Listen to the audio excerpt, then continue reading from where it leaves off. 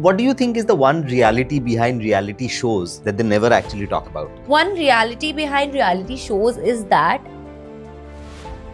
Was that something that ever crossed your mind कि अच्छा ठीक है टीवी पे जाना है कैसे जाऊं? so that was there, but I never knew the way through it. By then, all we could know from people and the people who were talking about it or their journeys, the actors, the models, or whomsoever, they were talking about this only. We struggled so hard throughout our life. We used to sleep outside the theaters. We used to survive on one vada pav. So I was like, कि उतना struggle मैं क्यों करूँ? If I can just like spend 14 hours in a day In the office just calling people and asking them to pay me money, and then I'm getting money out of it. From wanting to be a journalist and doing mass comm, how did EdTech happen? COVID happened. EdTech didn't happen to me. COVID happened. I was not a patient of COVID, but COVID happened to my life when it brought like EdTech into my life. Do you think some of these startups have actually become toxic classrooms for modern young professionals? Yes, they have. They don't teach us anything. All they do is give us money. So they're actually bribing us. They just give us money to be the puppets in their hands and deliver and get numbers for them.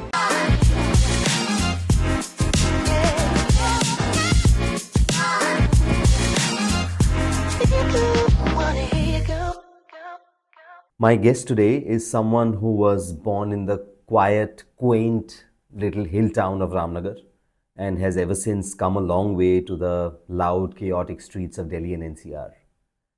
She is someone who's bustling with energy, full of life, and is also someone who can talk endlessly. From the quaint, quiet hill town, this woman has now come to feature in a few national game-based reality shows. एक reel आपकी जिंदगी बदल सकता है. The adage couldn't be more true as it turned out for her.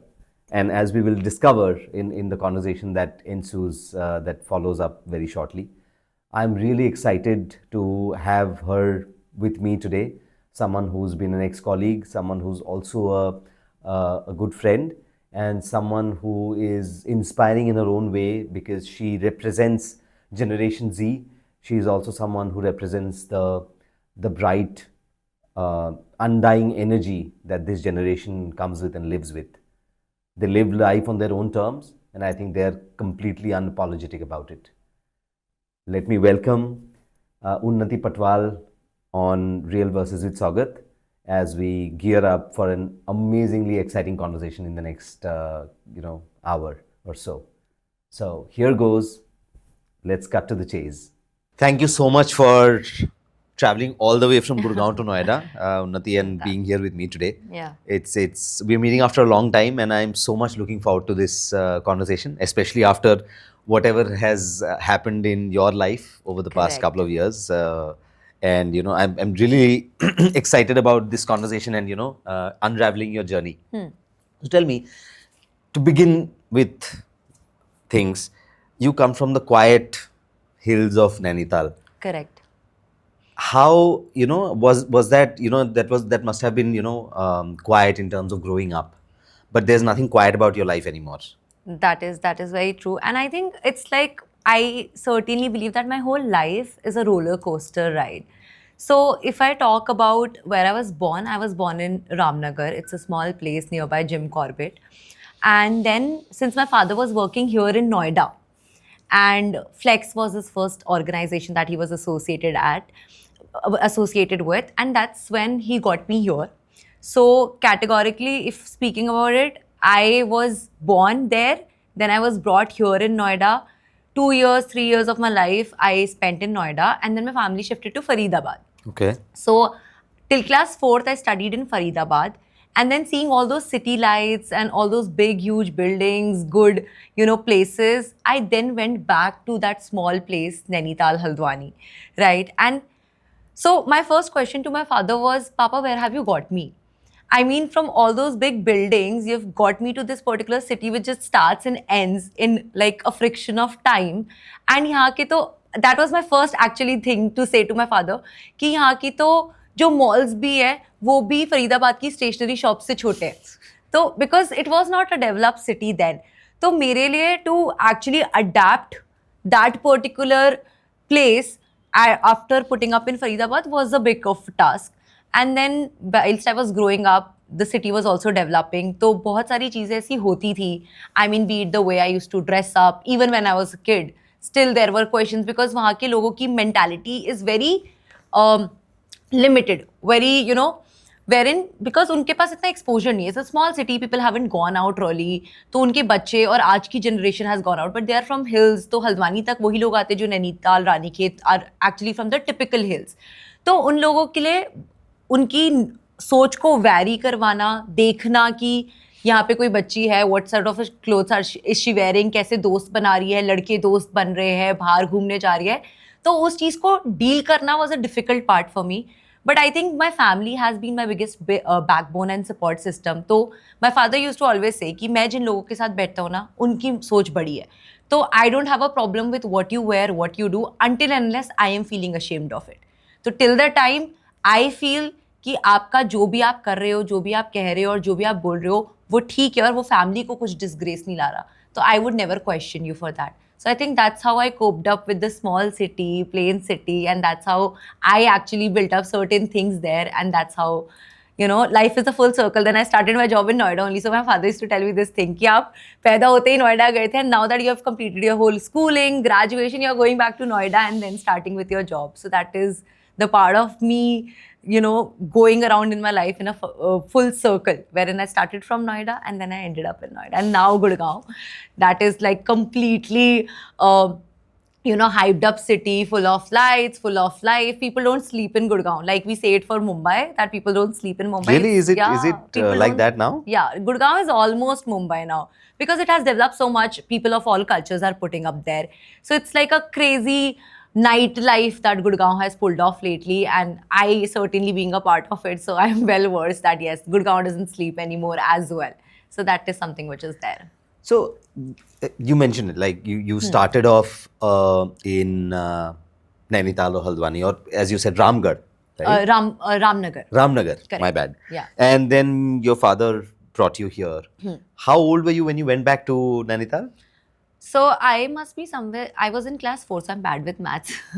I was in class 4th, I must be somewhere around 6, 7, I guess. 5, 6, 7 nahi, हाँ, मतलब you would be what, about 8, 9 years old. Oh, maybe. 4th, na? हाँ, 4th, I think 8, 9. my math is also equally bad. But anyway. Okay. Yeah. So I think you've had the best of both worlds, right? Correct. I myself grew up in a small city. It was small when I started out. I come from Assam. I come from Guwahati. So when I started out, you know, as a child, I think my city was also considered to be very small. Yeah. There was just one, you know, like you have maybe, you know, one of those, one single major road in that entire city. Correct. And other than that, you know, everything else revolved around it. Yeah. So you picked up the best of both worlds. Is there a part of Nainital that you still retain with you, that you hold close to your heart in terms of either the way you live your life, the way you think, you know, values, or, you know, anything that you have retained that you feel very protective about from the time that you grew up there? I think belongingness and being grounded are the two major factors that I've picked up from the city that I've grown up in, that being Nainital. So people there are, you know, how do they make relationships there? I mean, if somebody's putting up next to my place, because houses are so attached, unlike the societies here wherein you have a separate flat, somebody is like having a separate flat, even if you're neighbors, you just say hi, hello, or greet each other in the morning. But there, you don't call your neighbor uncle, auntie, you call them Chacha, Tauji, Taiji. So I think that's how the connectivity and belongingness is there. Because you believe that whenever, even if, I mean, in worst case scenario, something happens to you, in my society, nobody would know. But there in neighbor, even a single, you know, a yell from my mouth would be heard and they'll be at my place looking after me. Ki kya ho gaya inhe? So I think that is something which is the major difference between both the cities, and which is what I carry, the belongingness. And a part of me always craves that people here are too busy with their works, they have their own life. So nobody cares about anybody else until and unless you're friends. But there, everybody cares about it. So it's like a positive part also, a negative part also, because then they're too pokey about it.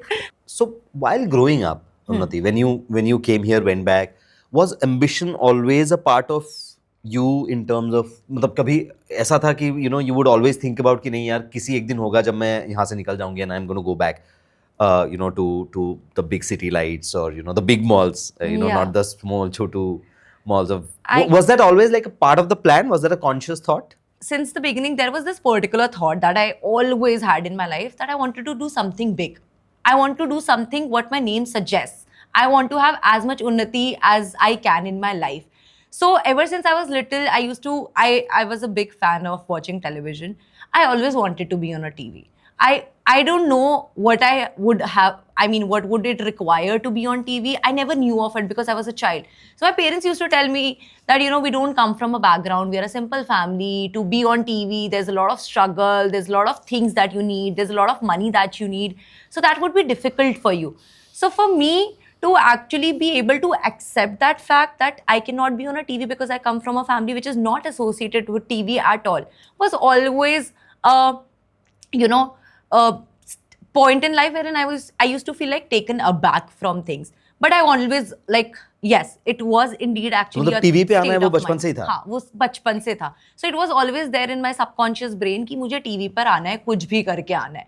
Never knew कि बाद में चल के social media इतना ज़्यादा you know would give you the leverage and the chances of being on TV. That was never the point. It was just कि कुछ तो ऐसा life में करना that I should be on TV and I should be able to tell my kids that your mother was on TV, so you have to do something great बहुत दूर enough सोच as लिया है well. उन्नति। तो वो मेरे को बचपन से था because that is something which is there. And then employment opportunities not being there, not good education system being there, and my family was also very aligned with it कि 12th करते ही बाहर तो जाना ही है. So that's when I was like कि ठीक है अगर family aligned है और मेरे को खुद के भी dreams है, so I might as well just leave the city and go out.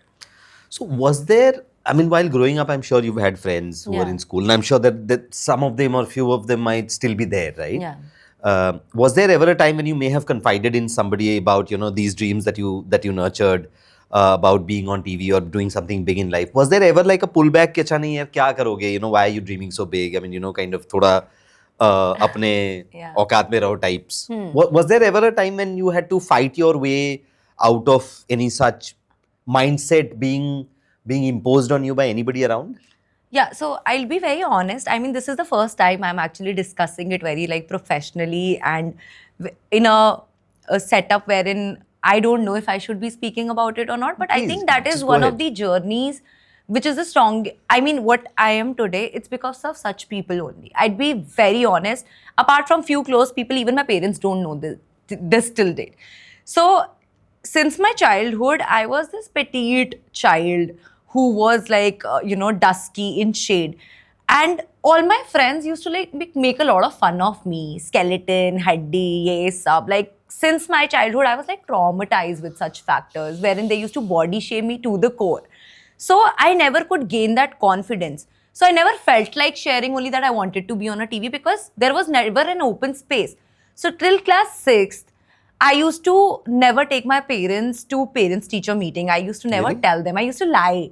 I was like, don't go to my school, don't go to my school because I knew that I was not good in studies. And then there was nothing that I could possibly do that they'll be proud of. So I was like, ki, marks not good.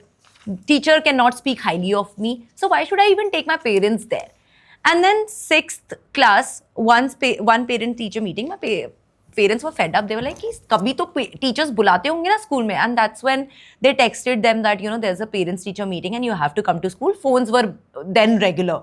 So my father goes to my school, he like talks to my teacher, and my teacher tells him that, you know, aapki beti to itni nalayak hai and she's so underconfident that even if she wants to go and use the washroom, she'd ask the person next to her, sitting next to her, ki ma'am se permission le lo. Really? And I was a kid like that because I was bullied. So I used to feel so bad about it, and that's when I saw a remorse reaction on my father's face, and I felt so bad, so pathetic about it that I have actually made him feel so down about himself that all his dreams that he had from me, he is a super loving father. I mean, I get along with my father more than my mother. So Daughters usually yeah, do. daughters usually do. So I have like completely different bond with him, and I felt that particular thing hitting him hard. And that was when I realized that, Unnati, you can't live your life like this. A teacher cannot embarrass your father in front of the whole school. And then I don't know if it was a butterfly effect. I don't know what happened. Next day, when I go to the school, there's this new dance teacher who has come in school, and her name is Vineha Manchanda. And she was taking auditions, and I was always into dancing because my mother always supported me dancing, and I used to dance at people's marriages, ghar ke birthday parties, and everywhere. And she'll throw me in front of relatives, "Jao beta, dance karke dikhao." So that was when I thought ki let's just like get out of this bubble of bullies and people telling you how you're not good enough. How bad you are, Yeah. and you know how you are. And just like give it a chance. I went to that dance audition and then I start dancing. And out of 50 people, this teacher of mine, she like points finger at me and she's like, "Can you come in the front?" And I was like, what did I do now? I was super scared. So my hands shivering. I have that particular memory in my head because it's had fit in so well that I still feel it. My whole hands were shivering. I was like, I don't know, what did I do? She'll chuck me out. She won't take me in. I'm rejected again. And then I was like, this is my last chance. Post this, I'll be like gone forever. Like I'll lose whatever confidence I have still left. And then she's like, I want you to lead this dance. And I looked at her like this. I was like, me? Lead? She was like, I love the way you're expressing while you're dancing. Your expressions were good. Then, were the best in comparison to all the other 50 odd students who are auditioning right now. And that's when I walked out of the room. And I don't know what did I feel that day. I genuinely know what did I feel that day. That was the day, and today is the day I've never looked back. So Unnati, from wanting to be a journalist and doing mass comm, how did EdTech happen? COVID happened. EdTech didn't happen to me. COVID happened. I was not a patient of COVID, but COVID happened to my life when it brought like EdTech into my life. So it was like 2020 when I was graduating from college, and that is when COVID did happen, March 2020, right? And May, June, July were supposed to be the months wherein we had to give exams and sit for placements. But prior to COVID, since I was a class representative, I had to sit with my seniors to see through that how does the thing happen. So my HOD made me sit with the seniors that just see how a placement drive happens so that you have an idea and you can tell your batchmates and then they can sit accordingly. I was like, okay, might as well, I'll sit for it. And then I told my father that I have this particular opportunity in my hand. He was like, COVID is happening. Do you want to do this? Why do you want to do this? And by then, the companies had also shut off completely because it was the peak when the actually lockdown started happening. So I was like, chalo dekhte, let's see how it happens. So I was like, Papa, I want to do it. He was like, EdTech, you don't know what will happen. Do you want to give it a try? I was like, it's better than sitting at home. Might as well earn single penny, you know. And my package wasn't that great. It was just 3.2. So he was like, whatever you're going to earn, you know, you'll spend it on PG.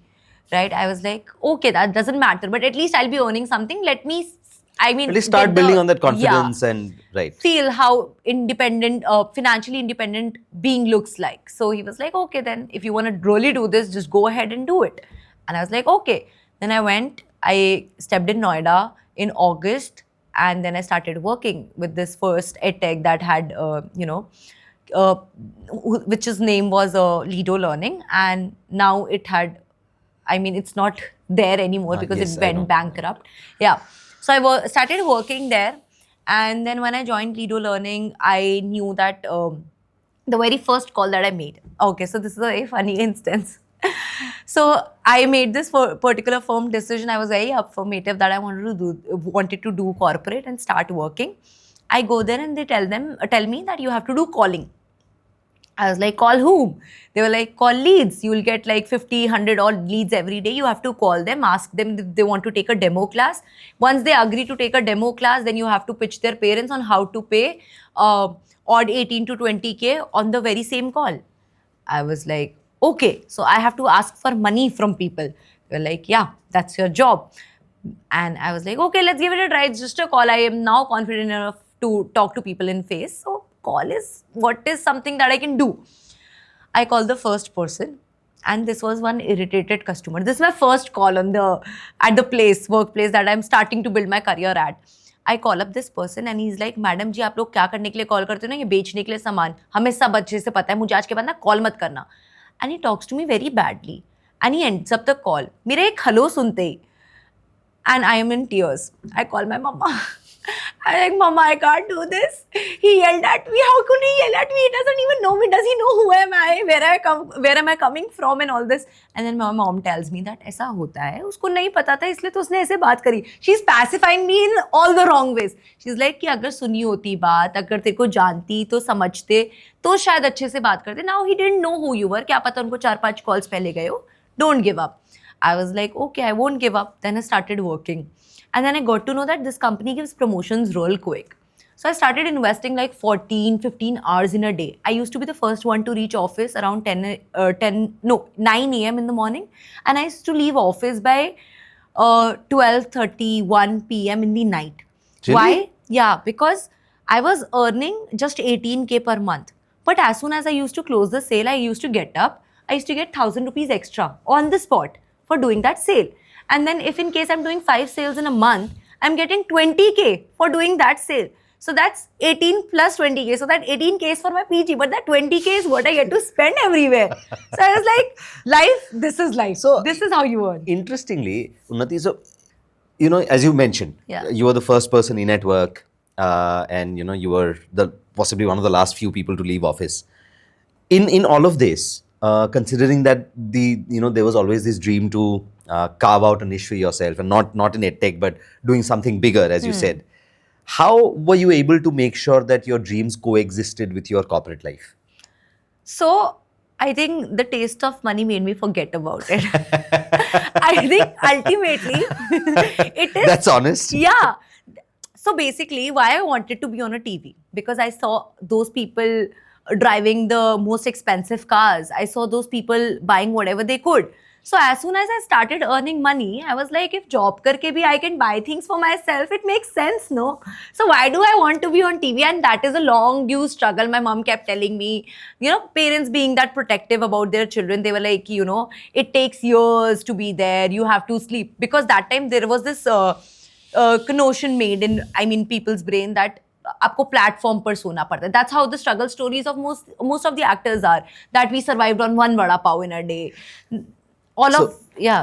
You mentioned actors. Yeah. Was that something that ever came to your mind while you were growing up? कि see, हम TV पे कैसे जा सकते हैं? या तो we have done something academically brilliant in our lives, or we have made some great invention, or we have become a startup founder nowadays, right? I mean, or you have gone on to become like a television star, or you've gone into movies. So you just mentioned actor. So was that something that ever crossed your mind कि अच्छा ठीक है TV पे जाना है, कैसे जाऊंगी? मतलब is this thought ever something that crossed your mind? Vaguely. Yeah. I wanted to be an actor, obviously. Considering you were into street plays, and you're also a theatre enthusiast and all of that. So that was there, but I never knew the way through it or way to it, right? So it all I could hear about, because now internet has happened, now social media has happened. By then, all we could know from people and the people who were talking about it, or their journeys, the actors, the models, or whomsoever, they were talking about this only. We struggled so hard throughout our life. We used to sleep outside the theatres. We used to survive on one vada pav. We used to travel from Andheri to Malad in a train. We used to have a long struggle. So I was like, उतना struggle मैं क्यों करूँ? If I can just like spend 14 hours in a day in the office just calling people and asking them to pay me money, and then I'm getting money out of it. So I think I somehow, the money part and the financial independence actually weighed out my dreams. I mean, they actually did. So Unnati, again, you are part of the young generation, the new generation, right? Would you say, and is it fair to generalize that this is one thing that drives this generation, that you want to be financially independent or earn your own money? Is this one of the most important aspects or parameters that you kind of measure yourself against? Like maybe a lot of other people also who work with you, or who you have been associated with both professionally and personally, and even in your other artistic side now, which we will talk about in a while. Correct. But do you think that that's something which is very important? I think it certainly is. Because if you talk about, all these things right now, these days, everybody is into just hardcore earning money. Now, people do not, even if you are not talented enough, you're not authentic enough, or you do not have real talent, you do anything to get to fame. Why? Because ultimately that is going to get you money. right? So I think that is the only reason, because the competition is so high, because everything is getting so expensive, and everybody has now started posting about each and everything or boasting about it on social media. So nobody wants to feel like left behind. Everybody who's going on a trip, everybody who's buying buying something new or doing something with their lives is there on social media. Now if I am a person who's actually watching somebody sitting in an expensive car, I would also want to have a taste of it, because it's there so much. It's just not one person. They're like a lot many people who are there on my feed, and the algorithm also works that way. I like one picture or one reel of an expensive car, my next 10 alternative reels are going to be about that. That would actually entice me to believing that this is something which is very great, and this particular experience is something I would want to have. And for that, I'll start earning more money, because nowadays the only driving point for each and every human being and an individual, especially my generation, is just earning money, because that is how you're able to actually live up to your dreams. You're earning money, you're posting content. That's how you are actually the way of living life. So what you're saying actually, takes us to a very, very, very important part of how the society is evolving, right? So Yeah. what you're saying is that the entire, or maybe even if not the entire, but the majority of the generation today and their lives is actually determined by what social media is projecting. Yes, I certainly believe it's like a propaganda. Genuinely that. Because whatever I am seeing on daily basis, the content that I'm consuming on daily basis is actually driving me somewhere or the other. I'm not believing it to be, because I feel that I'm a strong-headed woman, I want to do this, I want to do that. But in the end, I am also coming up on social media and posting about what I'm doing. So I think that is the only thing which is there. Whatever we see on social media, whatever we post online, whatever we are seeing or viewing of others that they are doing, we want to taste it. If you want to go to a restaurant, you'll search it on Instagram, you'll see what the crowd looks like, how the food looks like. You're not one person, you've heard of a place, you'll go and try it. No. Firstly, these days, all we do is see what sort of people Check are it out going there, online. right? How the ambience is looking, what is going to be the vibe. So instead of actually by this, things are losing their authenticity. You'd never know that what good place is there existing in the market if they do not have a good, strong digital place in the market. Presence, reviews, and ratings, and all of that. Yeah. Right? Somewhere, Unnati, I mean, do you think that's kind of really, erasing the line between reality and fiction, or reels, or what we see? Is this something that you feel is the reason why there are more and more people falling prey to a lot of these social media driven propagandas, as you called it? Again, nobody is doing it deliberately, Yeah. but it is happening, right? Yeah. All of our lives are now somehow, I mean, hearing you makes me feel like everything is being driven by social media. So do you think that the entire line is being somewhere kind of is getting a little vague, and I definitely think it is. I certainly am a firm believer that yes, it's doing. I think the reason that we are doing here a podcast today is this only because you were driven by the force that since I've been seeing so many podcasts and since so much of it is happening, why not might as well give it a try. So you are here to taste it because you saw people doing it and you could firmly believe that I could possibly do it too. So that enforcement, that, something that made you believe that you could do this came from things that you've been watching. This was not originated, right? So when you saw these things happening online, that's when you decided to actually bring it on the table and might as well try. So nobody is actually, you're the first person who's actually asked me a question on my own podcast. So Yeah. it gives me food for thought. But to be very honest, Unnati, I have been watching, in fact, maybe I think there was this term called fireside chat, Yeah. right? And then there was this term the word called podcast. I kept hearing about it, or I started hearing about them maybe 10 years, 12 years, 15 years back. Never really paid a lot of attention had it not been for Apple, right? Because I think that is one company, or that is one brand that, started doing a lot of marketing around doing fireside chats with Yeah. people when they Correct. would launch new products and all of that. So I think that's where I kind of got curious, because I hadn't heard the term or the word before, and I wanted to understand what it meant. Yeah. I didn't really understand, or I did not know how to differentiate between a podcast and an interview, right? I did not know what was the difference. To be very honest, no. I mean, I think I have consciously tried to not get as affected by social media as I see a lot of other people getting. Yeah. Because I realize that, you know, the day, because it's a bubble, right? At the end of the day, if you are going to let the number of followers decide, you know, whether you're smiling or crying, my life is over. Yeah, that is So consciously, I do not know what might happen 2 years or 3 years down the line, but I suppose, you know, with age and with some maturity, I think, you know, this thing is now maybe a little more clearer, and I'm sure you will also reach that stage and age. But as long as it lasts, you know, I mean, enjoy it. Yeah. But I think more importantly, what I'm trying to understand is, you know, the real, you know, the real reason behind why so many people, everybody wants to be a content creator, right? And trust me, a lot of this content, and I don't want to comment about content, I think everybody wants to be seen and be heard and all of that.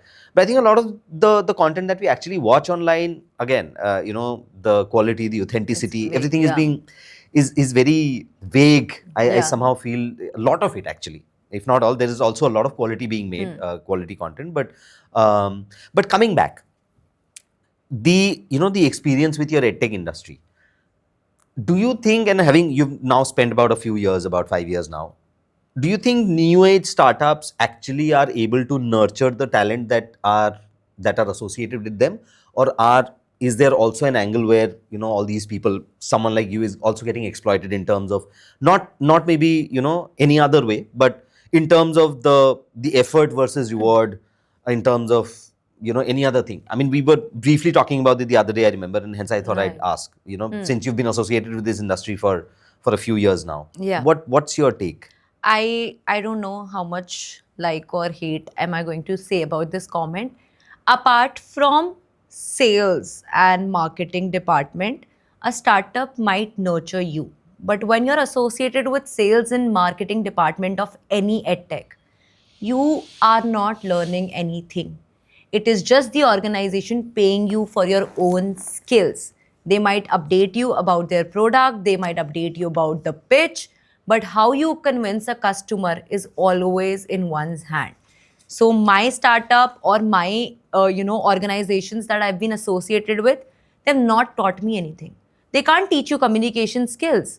Communication skill is something that you have to develop on your own. So all these edtechs, what they're actually doing, and this is the sentence quoted by my father, that all these edtechs are just paying you for your own skills. They're not brushing you off.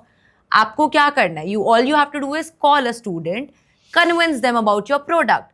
Product knowledge से आपका कोई personal benefit है? No, I don't care about what my institution is selling until and unless I'm consuming it. So that product knowledge is something that I'm getting from the organization. But how I'm actually imbibing that product knowledge into the customer's brain so that I can take out money from him is completely my skill. So I'm not learning anything. I haven't learned a single thing apart from, on how to work in a corporate, what is the ambience that is created. No additional skill has been added up to my value. They don't teach you on how to work on data. They don't teach you on how to use an Excel. They don't teach you on how to do AI or machine learning. There's no tools included. So how are you going to actually learn? So all you do when you are associated with the sales department specifically of a startup or an edtech or any organization, therein it's just you being paid for your own skill of communicating with people. Nobody else. There are people who, since a lot of people, everybody likes to speak, everybody likes to talk, and everybody has their own way of doing sales, right? But can somebody teach me on how to speak and what particular counter answer to give to someone when something comes out of the script? No, that is my own skill. और वो skill मुझे नहीं आता, I won't be able to complete my target. I won't be able to, get in the revenue, and I'll be chucked out of the organization. And it's very easy to replace in the market. So had they been teaching us something, they would have taken their time to actually make us learn something, then wait for us to give the results. Then it wouldn't have been the culture of hiring and firing. The reason the culture of hiring and firing exists is because they are judging you on your own skill set, not what they are teaching. एक school बच्चे के fail होने पे school से बच्चे को निकाल थोड़ी ना देता है. When you teach or when you actually upskill someone, that is when you take time. If a school is an institution which is teaching you, it's not going to check you out of the school just because you failed. You'll give a retest. right? Or they will coach you or counsel yeah, you they'll or- counsel you, they'll teach you better, you'll go to tuitions. That is how they'll recommend how you can perform better. They won't just chuck you out. So I certainly believe that no, edtechs don't teach you anything. They just pay you for your own skill set. And rather, there's always a job insecurity that you have. Your job is never secure, because the day you think that your communication skills are not up to the mark, nobody is going to come and teach you. Your teacher, your manager, your TL, your business head, they'll all tell you that you're not able to do this. Might as well find a new job, because they have somebody else waiting. Because somebody else would come up. But isn't it like a vicious cycle, Unnati? It And I is. know, because I have been, in HR myself, and Yeah. somebody replacing The somebody best department. Yeah.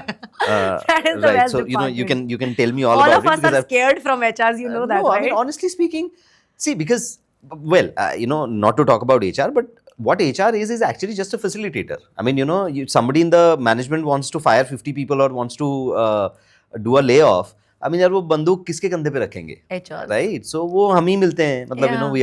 we are the scapegoats there. True. But again, so I think this actually sounds like a vicious cycle. And let's just tell me about, not just from a Unnati's perspective, but even when you are talking to a lot of other people on the floor, and what is that one thing that you guys talk amongst yourselves that you think is missing, something that had it been there would have possibly made this entire journey of being associated with a professional company that much more enjoyable? Learning, I understand. I mean, a lot of these startups actually are, funded, right? So Yeah. which means that the founders are also under constant pressure to perform and show profitability to the investors. It's a whole different ball game, right? Yeah. But more importantly, from an employee's perspective, or from the perspective of a person who's associated with these organizations, working for them 16 hours, 15 hours a day, is there that one thing that all of you talk about that, अरे यार काश ये होता तो मजा आ जाता? I think that would be this job security element only, to be very honest. Ki everybody, every day, the hustle is the same, to deliver numbers. Why? Because we feel that the day we stop delivering numbers is the day that I will have a PIP, most importantly, right? They'll send me an email that your performance has not been better, and then I'll be kicked off. And now, because maximum and majority of people into sales and marketing are the people who weren't able to do very well in life. Otherwise, we all would have been engineering students as well, right? So I certainly believe, yeah, there are people who are too much like completely aligned with this sector, but I've never heard anyone in their childhood say, I want to be a salesperson. True. I think that's actually become a very, Yeah. like an, okay. It's a backup job, Yeah, to be it's very just honest. become a very And if you- abused function. Yeah, And I think people have now started shunning a lot of these jobs. that is true. So, do you think, and I guess it's not just limited to edtech startups, but I think startups as a whole, right? You are part of the young brigade that is associated and working and giving it your all. Do you think some of these startups have actually become toxic classrooms for modern young professionals? Yes, they have. They eat up our time. They don't teach us anything. All they do is give us money. So they're actually bribing us with our lives. So our life is at stake with them. And they just give us money to be the puppets in their hands and deliver and get numbers for them. And in the end, who is going to be the face of the company? The owner only, right? Nobody is going to take that one particular star employee till the main stage and be like, no, this was a one person who gave me like 10% or 20% of revenue to my organization. No, it'll always be him. So we are just delivering numbers. So we are just the service. I mean, the actual people who are just giving numbers so that our company could reach the level and raise more fundings every day. So it's nothing in between. Like, no, the recognition could be happen in the ways of appraisals or promotions, but you can't be the owner of the organization no matter how much you give to the organization. So till the time you're there, all you have to do is work for people and just to earn good amount of money. And the reason that these startups are able to do this, A, like you stated, that they have their fundings from different places, and B is that they are offering so much of money to people that after a point of time, I also feel like that, since the company is paying me so much, I'm obliged to do that. Even if it's not my job role, even if it's like extended my working hours, I feel under an obligation. Why? Because I'm being paid. With that money, again, I'll be able to actually You're facilitate right. my The other needs and requirements. needs So and that's a requirements. vicious cycle that, especially in edtechs and especially in sales with incentives and everything, it's with this you'll never be able to come out of it. I too wasn't able to be very honest. I still am not. So, Unnati, what would you say is that one brutal truth that about startup hustle that no LinkedIn post ever talks about? I think that would be, when somebody is chucked out of the organization, right? And this has happened a lot, many times, that, again, they shut off the mouths of people with money. We'll give you 1 month extra salary, and you just have to sign a no objection certificate with the organization whilst you're being chucked out. So you can go be an unknown person and write a review on Glassdoor or something, but you can't post it on social media. Why? Because there's a fear. I personally have experienced a lot of problems in corporate. And whilst I was leaving it, I was I was very furious that I'm going to post about it on social media. I'm going to write about it on social media. I'll see whatever the outcomes might be. But then the thought that stops me is, if in case I actually bring out, because it's the everyday story of each and every organization. You'll meet toxic bosses everywhere. So the thing that pushes me back is कि अगर आज मैं इस बारे में सच लिख दूं, will my next organization actually hire me? Because they might also run in the same way. So that fear of not being selected or not being able to get another job would never let one particular person to write an honest review about an organization. Because if you are the part of the organization and you write, then you are Considered a a pariah, yeah, that a particular, an untouchable yeah, of sorts. an untouchable, or maybe that particular dead fish in the sea, right? And the HRs would be the one who would ruin your यार life. तुम पीछे ही पड़ गए ये चार के. Who would be like, why did you write about it? Take it down. We'll discuss about it. And somehow days later, that same particular person would face certain problems in the department, and they'll either themselves leave the job or will be made to leave the job. And they can't write about it because next organization won't hire. Yes, it is. It is. I think a very unpopular truth that a lot of people. Well, while a lot of people, a section of people have started talking about more and more often. But I think this is something which is a very important topic because it deals with people's lives, and I know for a fact I have seen that happening in terms of how lives get affected, impacted. But yeah, I mean, I just think that at some point, and I really want to, kind of, I'm going to invite maybe, in senior HR leader once again, and, maybe base my podcast specifically on this topic in terms of what is it that can be done. Coming back to something a little more interesting and maybe a more glamorous rather. Yeah. So from Nainital to national screens, whether it is Playground, whether it is Prank to Hell, I suppose, right? Yeah. And what is the other? Indian Extreme. Yes. Yeah.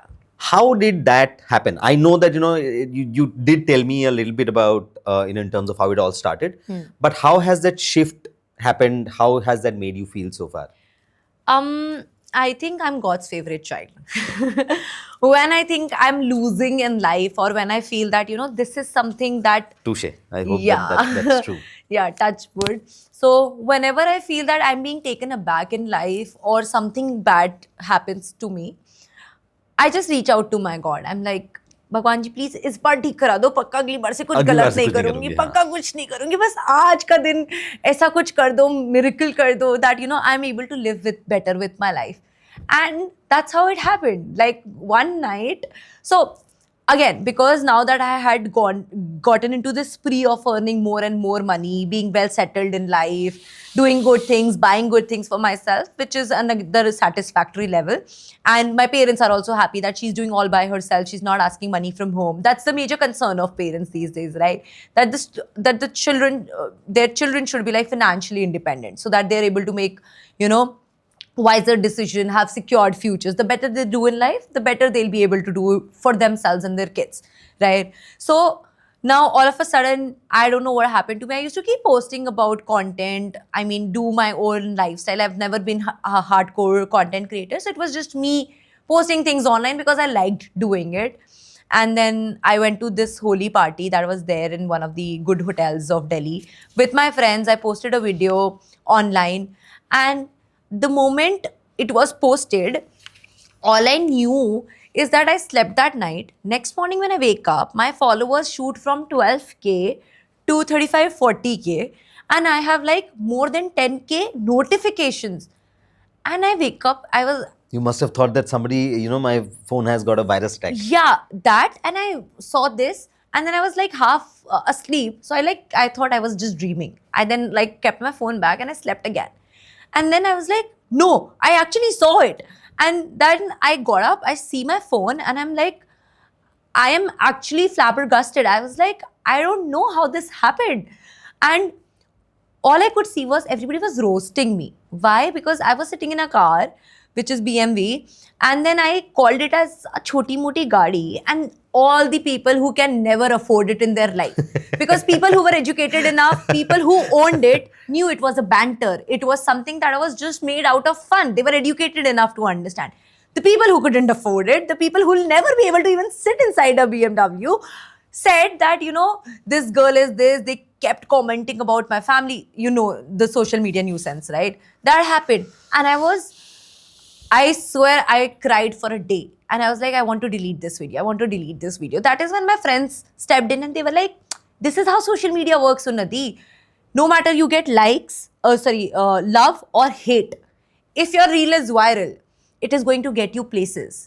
And I was like, I don't believe in this. And then they took like this 1 hour of therapy session with me. It's okay. We know what it was. We know where it came from. And then my friends sat on my social media and started replying back to those people and started abusing back. And that's when I started liking it. They created that particular environment wherein after a period of time, we all were discussing it. And then next 3 days were really more hard because all the people that we had replied to, now they not only commented on my picture, they got offended also, and they are making memes of my video and posting it on their pages. So if I cumulatively see all the likes and comments, it must be more than 100 million. 50 million is just my video. 20 million, 30 million of all these people who were abusing me, they posted it.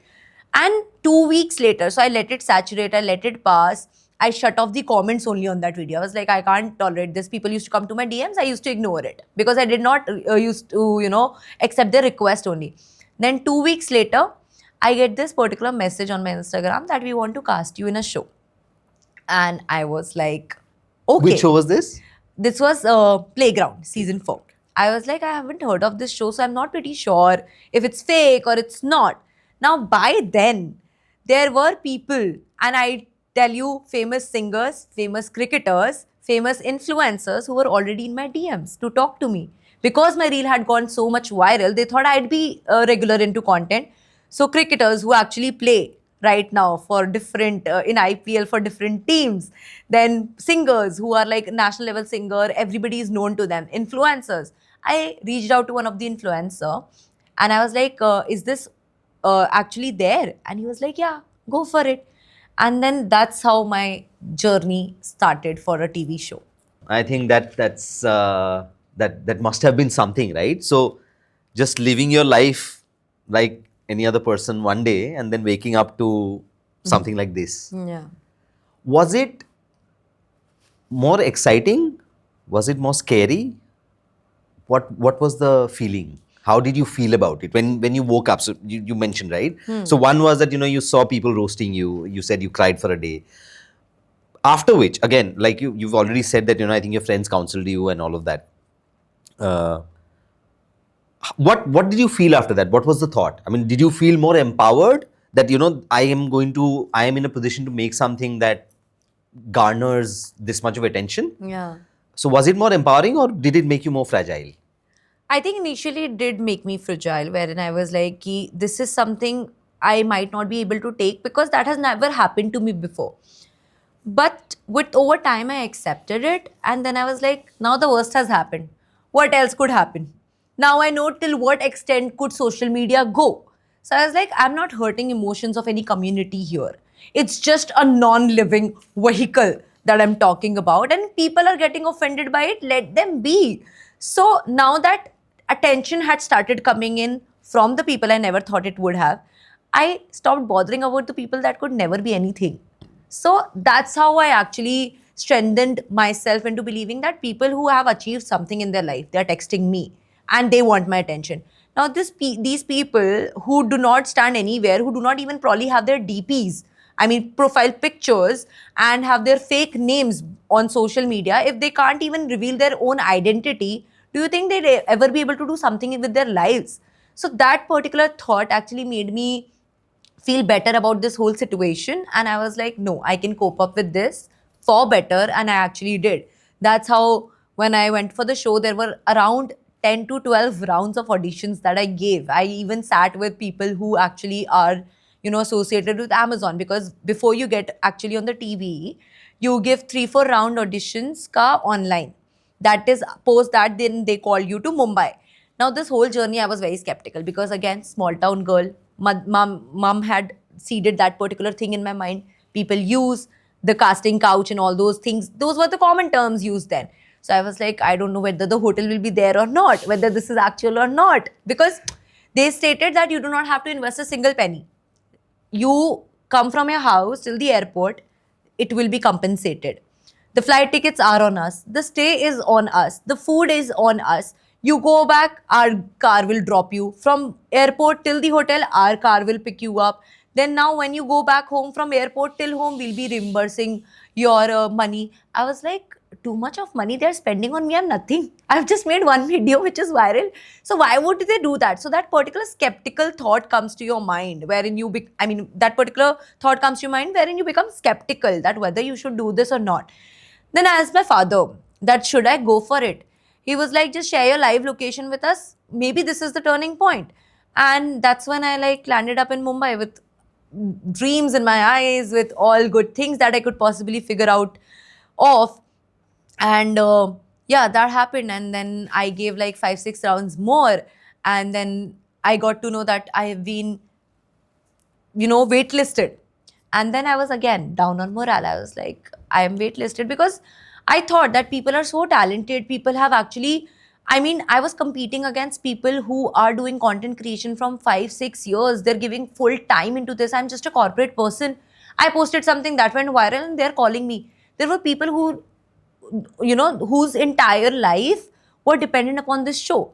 If I was a full-time influencer and I was not able to earn well and I was getting this particular platform which could actually bring me name, fame, and recognition, I think that particular show is more important for that person, not for me. I have an active income. I know how to earn every day. So this is not my survival kit. This is my hobby. This is something that I want to do in a fancy way, not make it my bread and butter. But there were people for whom who were considering this show to be their bread and butter. So I was like, if I didn't get selected, that's all right. But that point of time, that particular bully, did strike my mind. I was like, was I even worth it? मतलब कि हो सकता है. Old demons came back to haunt you. I was like, कि हो सकता है. I was just under a dilemma that I have proven myself now that people talk to me respectfully because I've started earning well. I'm doing everything on my own, and now that I'm able to dress well, so people ignore that I'm not that pretty or whatsoever, because people used to comment about all of this. So I had that particular, all those petty, shallow thoughts in my brains, and then when this happened, they waitlisted me, and then 5 days later they give me a random call. And they're like कि हमने आपको waitlist इसलिए किया था because we wanted a strong person like you to enter as a wild card, क्योंकि show के starting में ही सबको अच्छा ले लेंगे तो फिर आपको कब एंटर कराएंगे. तो I was like, oh, so you could have told me that. He was like कि I did not want you to be in hopes because this could have happened, but then we kept showing your interviews to people and they were like, this is a better fit. And to be honest, the only memory that I have of the auditions, because the entire time I was super confident saying and blabbering about each and everything possible. When I sat with the Amazon head, the person who was the creative director of Amazon, that particular person was he just waved his hand like this. He was like, I don't believe this, whilst I was talking about something to him. I was like, what can you not believe? And he's like, मैं मानता ही नहीं हूँ ये आपका पहले show का पहला audition है. I was like, why would you say that? He's like, you're super confident. You know what to say when. And you're too smart. So I was like, should I take it as a compliment or is it an insult for me? So he was like, no. मैंने कहा सुनो, मैं ना 3 घंटे के अंदर किसी एक फादर को कन्विंस करके उनके बच्चे का एक फ्यूचर दिखा के उनकी जेब से 25-30 लाख रुपए निकाल लेती हूँ. आपको लगता है मैं आपको ये बिलीव नहीं करा सकती कि मैं आपके शो के लिए कैसे बेस्ट हूँ. And that's where he was sold. He was like this is something. मैंने कहा in today's world people don't even trust their own blood with money, and I am sitting just on a virtual call and I'm able to convince you to pay me the amount of money that I'm asking you for my product. I must be doing something good. Absolutely. So that's when Superb. I cracked the show. That's when I knew that I'm gonna get in someday or the other. So, Unnati, is there now, after all of this has happened, right? Is there now, like pressure on you when you know that you are being watched, or is there pressure on you to constantly keep updating content or, making content? Is that something that happens? Yeah, so my followers have gone very up and down. So it was almost about to reach 100K. Is that something that bothers you No. when it goes down or goes up? No, it strikes my mind, but that doesn't completely topples my life. I mean, it is there. I feel bad when I'm losing like 100, 200 followers on daily basis because I'm not that frequent with content. But it does not affect me completely because again, it's not my survival mode. I mean, that is something I do part time. So that is something which is just there and I like it. So yeah. What do you think is the one reality behind reality shows that they never actually talk about? One reality behind reality shows is that, and which I think should be there, is they do a SWOT analysis of you as a human. Really? Okay, because they are so thorough with the interviews that they take, the amount of interviews that they take. And that is not when they're only watching or seeing your talent, because they're like 10 odd people. I'm pretty sure not all 10 people are going to judge me on the basis of my talent. So they're actually reading in between your lines.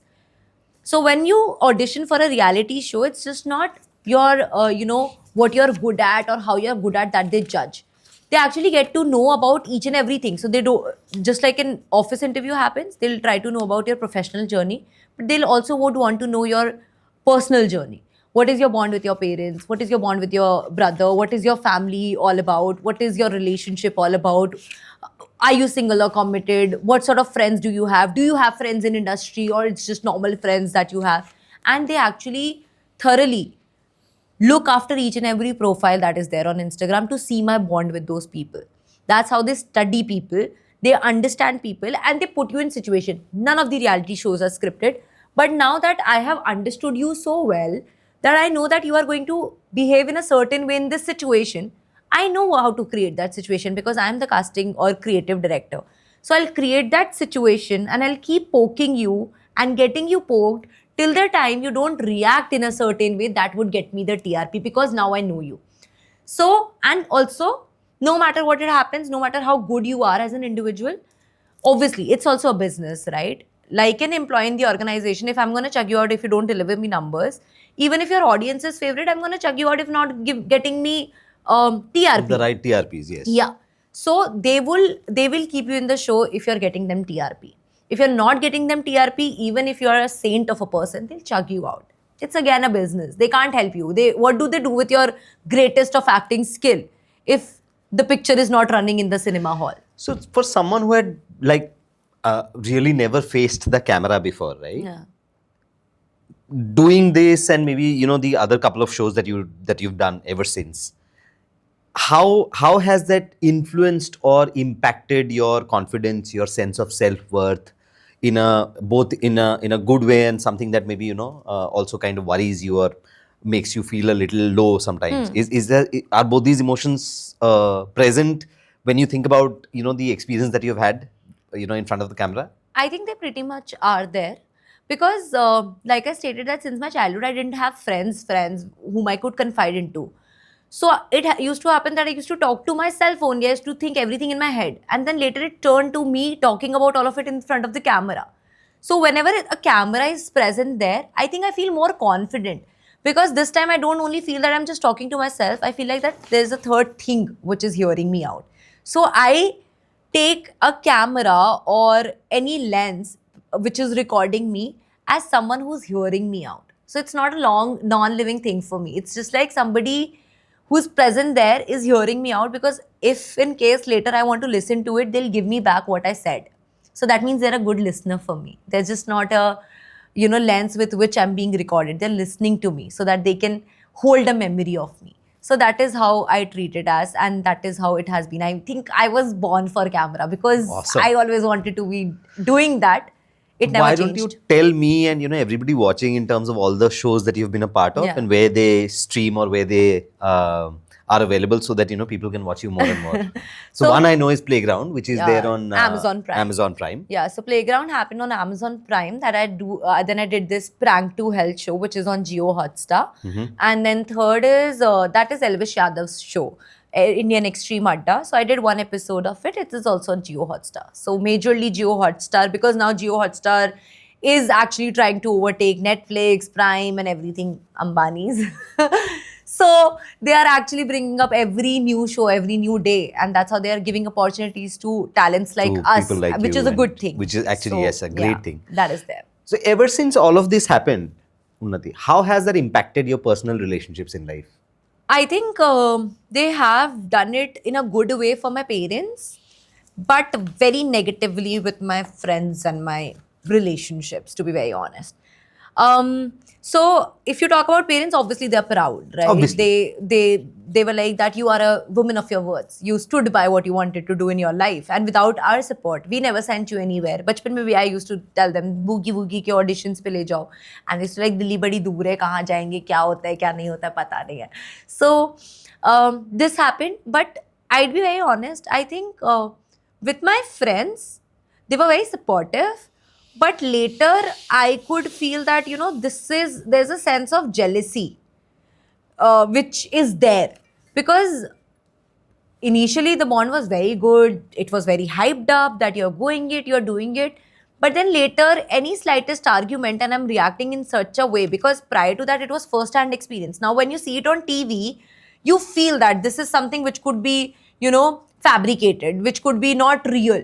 So whenever I used to fight or discuss something with them, they used to always be like, playground mat la yahan pe. This is not playground. And that used to pinch me a lot. I was like, no, this was me as a human.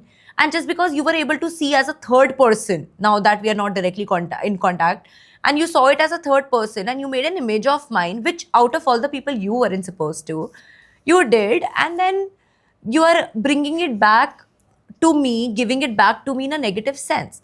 And talking about my relationship, it completely got ruined because it was a pretty serious relationship. But then I think the sense of insecurity that a guy or a man gets, there are very rarely men who support their woman getting famous. I think I was, I think it has just been recently that I'm like slightly able to come out of that trauma, because I invested 3 years in that particular human. And as soon as I ended the show and came out of the show, I could feel that I'm being controlled. Why? Because now that I've got famous, now there are people who are admiring me. When I enter a room, my presence speaks for me. And that is not being taken well by the people I'm entering the room with. Neither my friends are really liking it. They're like, yaar, kya yaar, सारे लोग आके तेरे से बात कर रहे हैं. And then the guy I was with was completely shut off. He was like, why do guys have to come and talk to you? Why are you making so many friends?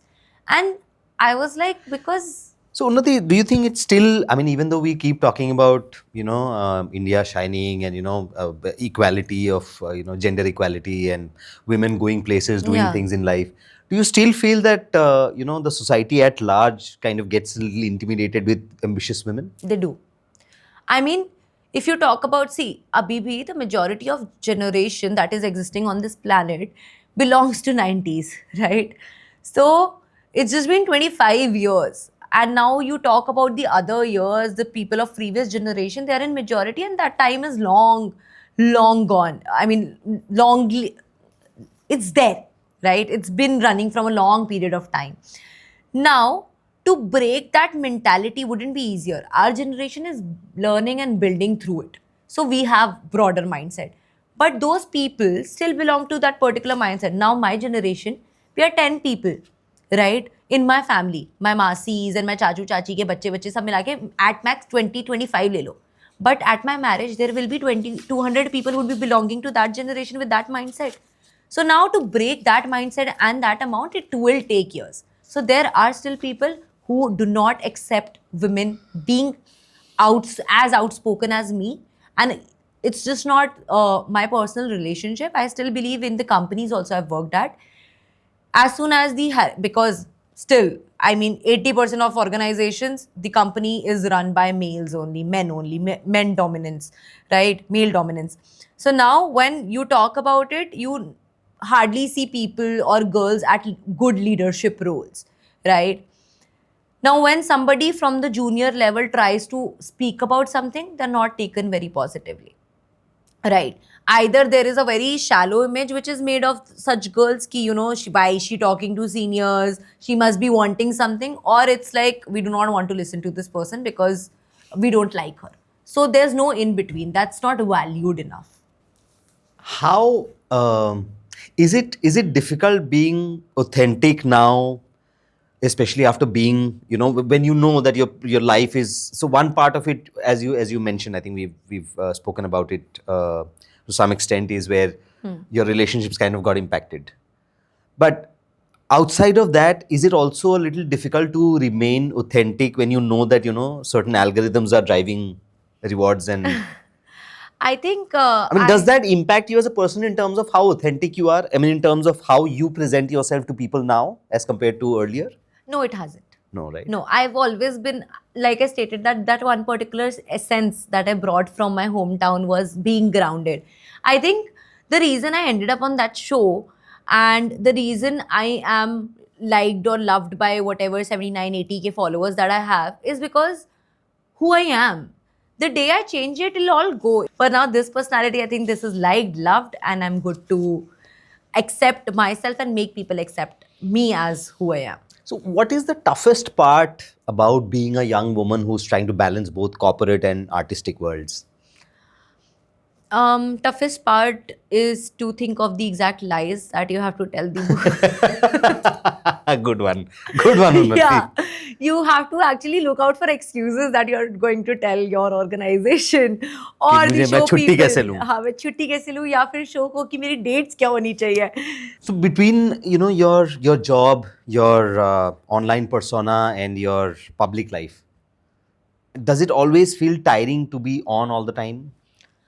I think right now I'm at the age wherein it doesn't because I'm too full of energy. I feel I have very limited time left in my life. Post this, I'll have to get married to someone, live certainly by their rules and the way that family would want me to live. So till the time I have like time left with me, wherein I could just experiment with anything and everything. So I'm living by that. So there's this particular energy which keeps driving me to places that, Unnati, this is the time wherein you can make the most out of your life.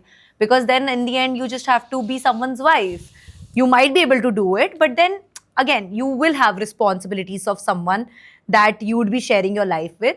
So it has to go by with both the forces. Then you'll have to share your space. You'll have to share your thoughts, your mindset, and also take their understanding into consideration. So till the time I'm solo, I'm gonna just like live like So is for that. for someone from this generation, right? Is that still a thing in the mind where you think that you have to live by somebody else's rules, or some other family that you're going to be a part of? Again, there's nothing right or wrong about it. I'm just saying that for someone who is so out in the world and who's living it all right now, do you I think that that's going to be easy for you to transition into at some Yeah, point? I think that's where family values come in, to be very honest.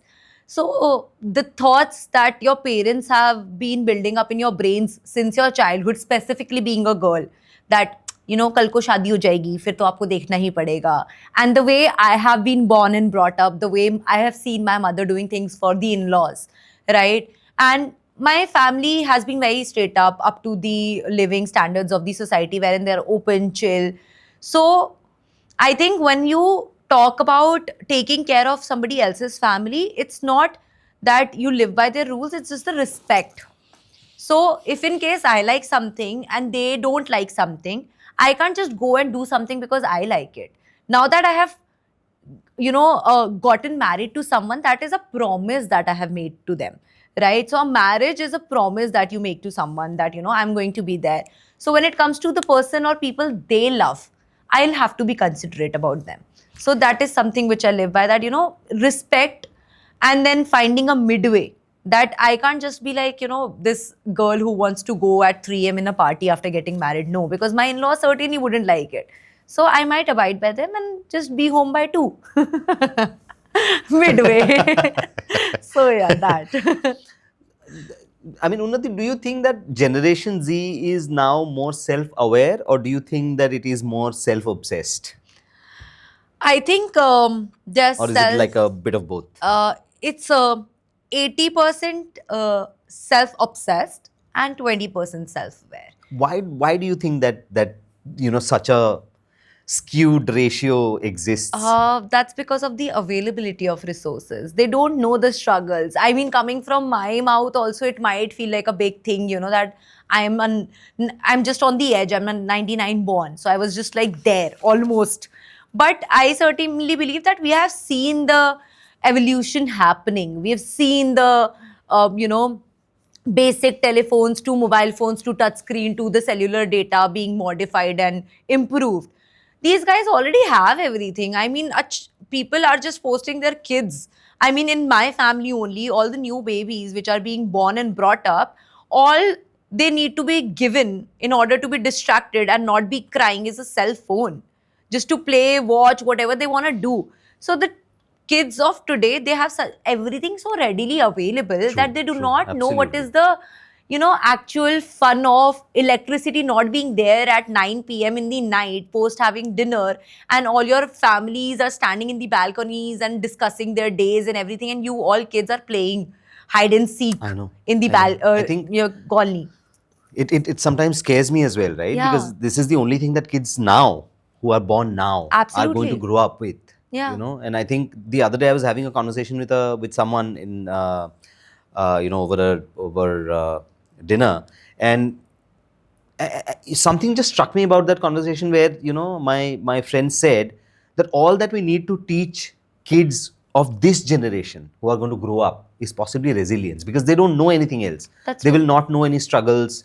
They would have not seen their parents, or understood in terms of what it's like to not have something in life, Yeah. right? So from right now, they have, as you said, they have a cell phone to kind of get Yeah. distracted, and that's what parents are doing as well, very freely, That's not really true. realizing the eventual harm that they're going to cause. But having said that, coming back to, I think, where we are, what is next for you in terms of professionally, personally? How are you envisaging this journey from here on? I think still haven't figured it out. I live very casually. So it's just like dependent upon the opportunities. I go by whatever is there coming my way.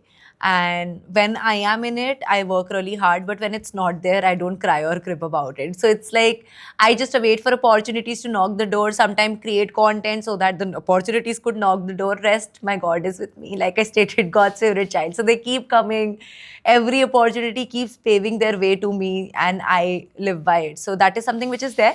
But yes, I have to have my own startup in next 2 to 3 years. That is something which is definitely there, and I'm going to do, because I certainly believe until and unless you don't own a company, you can't be sitting in a luxurious car. Wow. So, Okay. All right. no matter how much you grow in a position, when you are working with someone, you'd always be working under them.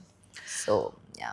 Amazing. And I wish you all the very best. I Thank you hope so that much. I'm going to be seeing you, and possibly the next time we do a podcast is going With to be, my entrepreneurial yes, journey, you are, yes. yes, you will be in a different pair of shoes. Yeah. But what would you say is the biggest lesson or life lesson that you have learned along this journey so far? I mean, you've just started, but still, what would you say is that one life lesson that you always keep in mind? It would what context, like corporate or the just social just media? something that keeps just doesn't let you become distracted beyond a point, because as we've been talking about, there's just too many distractions around, right? Yeah. So considering that you've got so many dreams, a lot of things that you want to accomplish, achieve, is that one life lesson that you always go back to, or that you kind of refer to, that you think about every time you either succeed or you fail? I think there would be, for one life lesson when it is related to my corporate journey, would be that I know I was blinded by money. I was blinded with the amount of money that I've been earning since a young age in this life full of hustles and trying full of show offs, right? Do not give it your all. And I'll quote it with one small instance. So I was just like, I'm 26, right? So 22, 23 years of age, I used to get really bad stomach aches, like massively bad stomach aches. And then I used to take it very lightly because I used to get so involved in work, earning incentives, giving all my organizations my all that I could have mentally, physically, emotionally, make my own family in office, enjoy, have chill time with friends. And after a point of time, those aches started increasing. And then that's when I got to know, like a year later, with all the, you know, things that I have like distracted myself with whenever I was going through that pain, that I was like diagnosed with appendix, right? And that is when I told, I was in office only. I was sitting in office and I got hit by a pain. And thankfully, it was like noon. Usually, I used to get my pain late at night. So I used to take a painkiller and just sleep it off. I got this pain and then I go to the hospital. I got admitted and then she was like, it's an acute appendix. If you do not like treat it in next 10 days, it might burst and infect all the areas inside your stomach. And I asked my organization that I want an off because this has happened. And they were like, okay, go take an off, do whatsoever. And then when I was being operated, I saw just my 4 family members standing there. There was nobody from the office. So that's when my father told me that all this pain that you were bearing was for a company. And do you see anyone from the company or the CEO जिसके नाम का पैसा आप दे रहे हो अपनी मेहनत लगा के? He's not here. He doesn't care about you. Nobody in the office does, right? So do not let all this struggle and this race to earn money get on your health. Because in the end, if you're not there, वो तो नहीं care करेंगे, but our whole family would suffer for years and years, right? And when it comes to the career, when related to television or cinema, that is when I think, being authentic and being vulnerably and honestly you is what works out. Because if in case you're not real, the other day there will be a controversy about how you faked things. So just be honestly you and let people love you for who you are. And if in nutshell, I would want to see, and what rule I live by is that be kind. Just be kind. A good morning, a good night, hello bhaiya, kaise hai, to all your guards of the organization would never harm you. And trust me, duas work. I believe that I'm a God's favorite child is because I do not step out of a cab or I do not go out of any place without saying thank you to someone. And I think that comes back. It does come back, and in all the good ways. So kindness, being yourself, and not letting all these things get on your head. These are the 3 rules I live by. So I think this has been a fabulous conversation, Unnati, and Yeah. I just have this one more thing that I want to know. Do you think fame really changes people, or does it just expose who they really are? I think fame does change people because when fame comes with a lot of good amount of money, right? And when people actually start earning well, it might sometimes get on their head, and then they forget who they really were or where they started from, because now they start belonging them to the particular class of the society wherein they can compete with that particular class of the society. Now they don't look back to their roots and their grounds. So that is how, and that is when you realize that things have changed, because then they would start commenting on the same people that used to live by them कि तो ऐसा था, कि तो ऐसा करता है, तो अभी भी ऐसा जीता है. So fame actually changes people, like 90% of the people. So yeah, that is there. Amazing. If the 9-year-old Unnati were to see you today, working, shining, performing, what do you think she's going to say to you? I think she's gonna probably cry and hug me to the core and be like, all those tears that you had on your pillow cover. It sounds very filmy, but I think each and every person has lived by that. Every person has lived by that. People might be there to sympathize with you. People might be there to empathize with you. But what you go through, only you understand what you go through. A doctor can give you a bandage. Your mother can just pat on your shoulder and be like, "Beta, ठीक हो जाएगा दर्द." पर आपका दर्द आपको ही पता है. So I think that Unnati would be super proud, and she would be super happy, and you know, that particular essence that she'd have in her brains, ki whatever it was all worth it. It was for something. And I would like to like actually thank God to stand by me in whatever tough situation that I'd ever been in. And my father and my family, of course, because if they weren't there, I wouldn't have been here. There were times wherein the organizations, when I was doing these shows, weren't really supportive. They were like, even when I was, so what happens is, when you do good, right, in the organization, then the whole responsibility is on you. So even after being a performer, I got this backlash that, you know, right now you're a performer, we can't give you a leave. You have to leave the organization. दोनों तरफ ही मुश्किल है. हाँ, so it was a choice given to me, and I was like, I performed well and you're asking me to leave. They're like, yeah, because you performed well till now. अभी हमें आगे और number चाहिए, so we can't let you go. And that's when my father told me, मैं हूँ ना, मैं देख लूँगा. And I think you always need that particular one person in your life, one guiding force in your life, and your belief and your manifestation that you could do it. Because until unless you don't tell yourself that you can do it, you will never be able to do it. So just protect your peace, live by yourself, and life is short. Just live it to the fullest. Amen to that, Yeah. Unnati. Thank you so much. I think it has Thank been you. a wonderful couple of hours that we have spent together. Likewise. I've had amazing fun. And you know, I've got to learn so much about you. I think, you know, this is the most Yeah. that we have talked in the 3-4 years that we've known Correct. each other. But I think I wish you all the success, all the love, all the accolades that come your way. I am going to be there cheering your, you know, every step of your journey. Absolutely.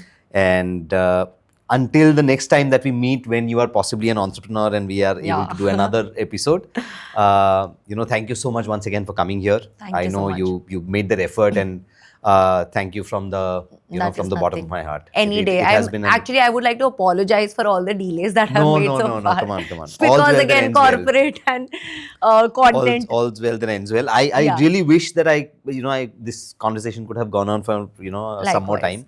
But I know that, you know, I mean, we all have to get back to our lives. But Yes. most importantly, I think there are lots of things that I think I personally will take away from this journey that you've had. Lots of exciting things, and I'm sure that lots more to come.